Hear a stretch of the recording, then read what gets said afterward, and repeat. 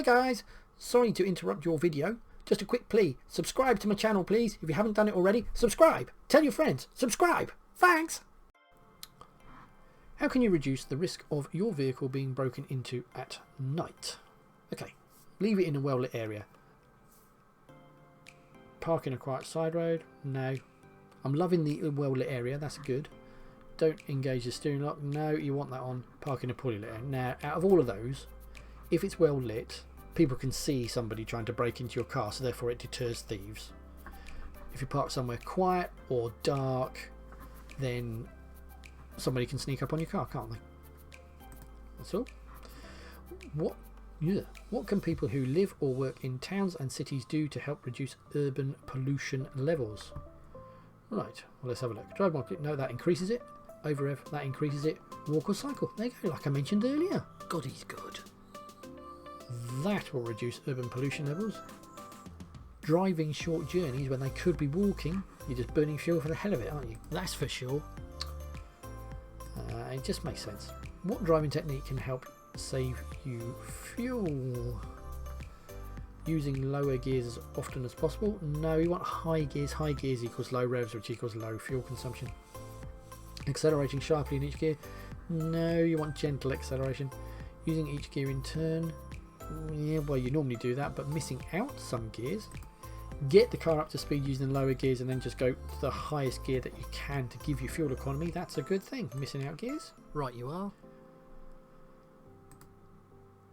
When are you not allowed to sound your vehicle's horn? Right, this is just knowing the rules. The rules are you're not allowed to beep the horn between the hours of 11:30 at night and 7 o'clock in the morning in a built-up area unless another road user poses a danger. So I'm looking for 11:30 and 7 o'clock. There. Don't know how you're supposed to remember that. That's just that. One of those things that you just need to learn. How should you dispose of a used vehicle battery? Oh, I told you this earlier, didn't I? You take it to a local authority disposal site. Perfect. What may help to deter a thief from stealing your car? Right, let's have a look. Always keep the lights on. No, battery will go dead. Fitting reflective glass windows. Okay. Don't see how that would help. Always keeping the interior light on. No. Etching the registration number on the windows. Yes, that one. No, people don't do it so much now, but it used to be a big thing back in the 90s. Because what they used to do is they used to steal a car and then sell the parts. So what people used to do is get their license number plate etched onto the window so that if that window was then subsequently sold on, they all knew that it came from a stolen car, so therefore it made it worthless effectively. So etching registration numbers onto windows, it's a theft deterrent. Well, I never. Interesting. How should you drive when you're driving along a road that has road humps? So these things. Right, the idea is find a nice speed for the hump and maintain that all the way down the road. They don't just want you going slow just at the hump, do they? They want you to slow down in the area. So logically, find the right speed, maintain. You shouldn't be accelerating and slowing down and accelerating and slowing down. So maintain a reduced speed throughout. Perfect. Well, I mean, yeah, always keep to the maximum speed limit. Well, yeah, but you should be driving maintaining. Road humps are there for a reason, to protect vulnerable road users by reducing the speed of traffic. Don't accelerate harshly between the humps. Put the safety of others first and maintain a reduced speed throughout the zone. Quite right. Think of others. I don't ever understand why they go and put these speed bumps, like making it 20 by putting speed bumps in, but they keep the road at 30. What is that about? Well, I just don't know. How can you plan your route before starting a long journey? You could look at a map, I suppose, couldn't you? So check your vehicle handbook. That won't help. Ask a local garage, they won't care. Use a route planner on the internet. Yes, that's a good thing. Consult a travel agent. Well, unless your route is Magaluf, how will that help? Route planners are quite useful. Google Maps, do that. Chuck something in. What will happen if your car's wheels are unbalanced? Again, I've done a video on this. Unbalanced wheels will make the steering wheel vibrate. Steering wheels will pull to one side. No, that's if you're braking or suspension. Steering wheels will vibrate or you're tracking. There you go. Steering wheel will vibrate. Perfect.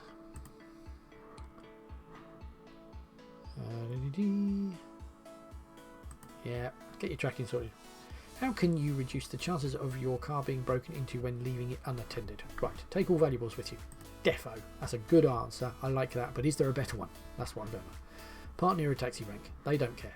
Place any valuables on the floor. Well, it's better to take them with you rather than leave them in the car. Park near a fire station. What's that about? What? Okay, good. So when leaving your car, take all valuables with you if you can. Otherwise, lock them out of sight. Now, obviously, from a burglar's point of view, if you locked them out of sight or took them with you, he wouldn't know either way, would he? Because he can't see them. But from your point of view, everything that you take can't be stolen. So at least you're minimising, if somebody breaks into your car, you're minimising how much of a pain it is. You're parked on the road at night. When must you use parking lights?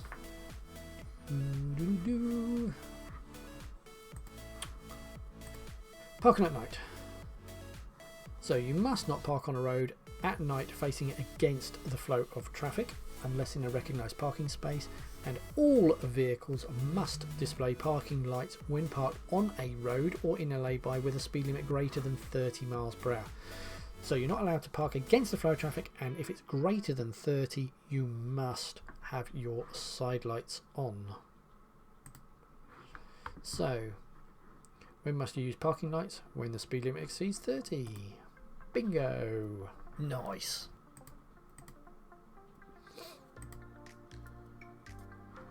How would underinflated tyres affect your vehicle? Right, they'll increase your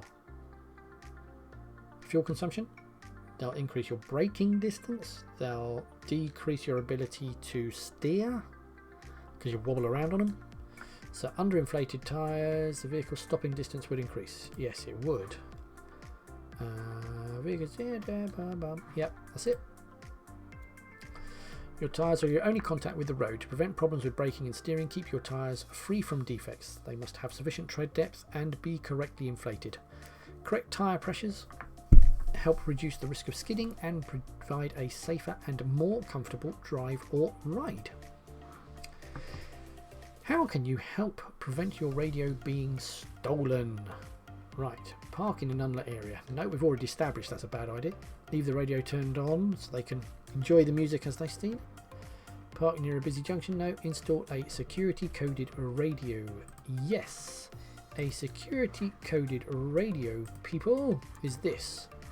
Just so you know, it's a radio where you have to bung a pin number in it to get it working. It's an anti-theft thing because basically when the power gets cut from the stereo, it just shuts down and you have to pump in a PIN number. It's like when you lock your phone. Same thing. Well, that's just excellent. That's the idea. So incur a security coded radio there.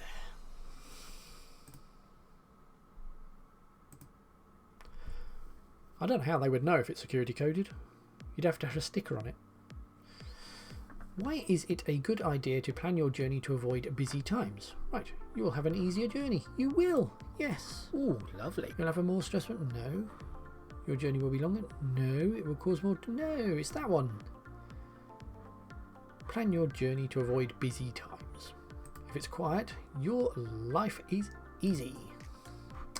What should you do when you leave your car unattended for a few minutes?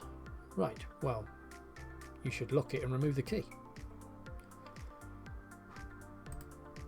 If you leave the key in the car, somebody can jump into the car and drive off with it.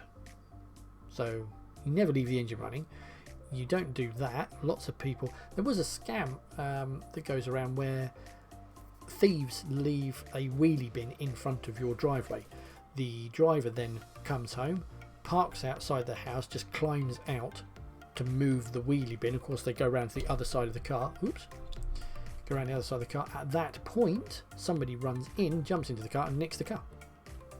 So never leave the engine running and don't leave the keys in it. Lock it and remove the key. You're leaving your vehicle parked on a road and unattended. When may you leave the engine running? Right, here we go. If you're parked in less than 5 minutes, no. If the battery keeps going flat, no. When you're parked in the 20 zone, no. Never if you're away from the vehicle. You're not allowed to leave a vehicle with the engine running. When you leave your vehicle parked on a road, switch off the engine and secure the vehicle. Make sure no valuables are visible. Shut all the windows, lock the vehicle and set the alarm if the vehicle has one. Yes. What will help you keep your car secure? Right, being a member of the Vehicle Breakdown Organisation? Nah, that's like a member of the AA or the RAC. Registering with a vehicle watch scheme? Yes, it will. Passing an advanced test. Taking car maintenance classes. Right, vehicle watch scheme. What's that about? Let's have a look here. There it is. What a vehicle watch scheme is this type of thing. You get a sticker that put on your car. Like this is an alternative one. This is saying to the police that you're giving them permission to pull your car over at night if, in this instance, somebody under the age of 25 is driving the car. But other ones, vehicle watch, they're saying if you've got a sticker on it, you're asking the police to pull you over if you see your car out on the road between the hours of 11 o'clock and 6 in the morning, for instance, because you don't normally drive then, so the police will pull your vehicle if they see that sticker. That's what a vehicle watch scheme is. So vehicle watch scheme. The vehicle watch scheme helps to reduce the risk of your car being stolen by displaying high-vis vehicle watch stickers in your car. You're inviting the police to stop your vehicle if it's seen between midnight and 5 AM. There you go. Well, I never. What would cause you to crash if the level is allowed to get too low? Right. The answer to that would be brake fluid. We use fluid between the brake pedal and the brakes of the car. If the level gets low, then the signal can't get from the pedal to the brakes, therefore the brakes don't go on if there's no liquid to actually push to the brakes. So brake fluid getting low would cause a crash because you come up to a brick wall and you can't stop. Why should you try and park in a secure car park? Right, makes it easier to find your car. Well, maybe. It helps deter thieves. It does. It stops the car being exposed to bad weather. Well, it does. It doesn't cost anything to park here. Well, it will do. So that's not true. That's maybe. It stops the car from being exposed to bad weather. Maybe. But basically it deters thieves, because if it's a secure car park, they've got to break into the car park to steal the car, or they've got to try and get back out again.